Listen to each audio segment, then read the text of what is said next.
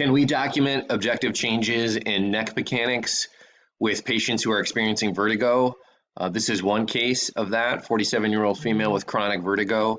We're looking at several tests, range of motion, joint position error, and the butterfly test using a device called the NeckCare Device, which is an objective way to look at range of motion, proprioception, the body's ability to know where the head and neck are, and butterfly test, which is a measurement of sensory motor integration. I want to focus just on range of motion for this very short video. I am going to ask you to look at some graphs. Please stick with me as this is important. This is important information for people with vertigo. So if you look at ranges, what we're going to look at is her initial exam on January 17th, a comparison to a healthy individual, and a follow-up exam on May 8th. What we're seeing here is that she has left rotation, so you can see this diagram. She's looking to the left in the diagram. That is in the green, so she has adequate motion in comparison to a healthy individual and in comparison to her follow-up exam on May 8th. We're going to focus on left rotation, a little bit on right rotation. We're going to kind of ignore extension. What I want to do now is look at accessory motion. This is where we see the biomechanical problems in the breakdown. So again, this is her January 17th. This is her left rotation, January 17th, right rotation. So let's look at the difference because we can see a difference between the two. So when she looks to her left, we're looking at extension and flexion in the top of the graph and lateral flexion in the bottom of the graph. So what this graph is telling us is that as she rotates her nose to her left shoulder, which is what's happening in this arc, we get extension. So her head comes backwards. And that motion should happen just a little bit, but not this much. And so she's going into the red because her extension gets quite high as she rotates her head to the left. Okay, the extension gets up into the 20-23 degree range. Compared to a healthy individual, there is no or a very limited extension. Okay, and then when we look at her lateral flexion, this is right lateral flexion, so right ear down. And this is left lateral flexion, so left ear down. What we'll sometimes see with aberrant or improper neck mechanics is as she rotates her nose to the left, her ear will drop into the right. And so that's what we're seeing right here.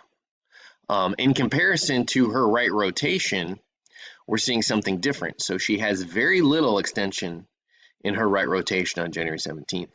But she does show the aberrant lateral flexion. So we can see that even before her chiropractic care, she's got a difference in the way that the neck moves between the left and the right. So she's got approximately the same range of motion, 78 degrees, or exactly the same range of motion as measured. But when we get into the right rotation, she shows this aberrant left lateral flexion, but she doesn't show any extension. Comparison to both of those to what we call a healthy individual, the healthy individuals will stay in the green for both the lateral flexion and the extension. So let's go ahead and compare her on the left rotation in particular, but also a little bit on the right rotation with her follow-up.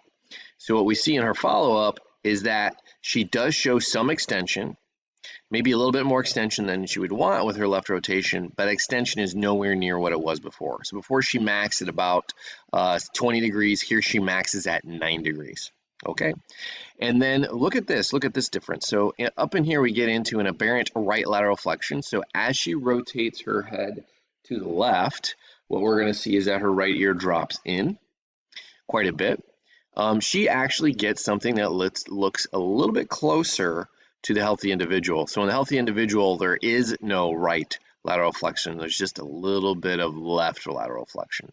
So she gets no right lateral flexion. She just gets actually a little bit more than lateral flexion than we would probably want, but she's still within the green. So that lateral flexion actually switches from dropping into the right to dropping just a little bit into the left towards her end range of motion as she rotates that nose to her left is where it should be. And then when we switch over here to this right rotation, what we see is that her lateral flexion dropping off into the left also improves. Okay, interestingly enough, we see, and this may just be an error in terms of setup on my part, but we see this initial extension with her right lateral flexion in at least in one of the tests, but we lose that on the second test. So, so this is probably just an error initially starting the exam over towards the right side. I actually have her start to the right side.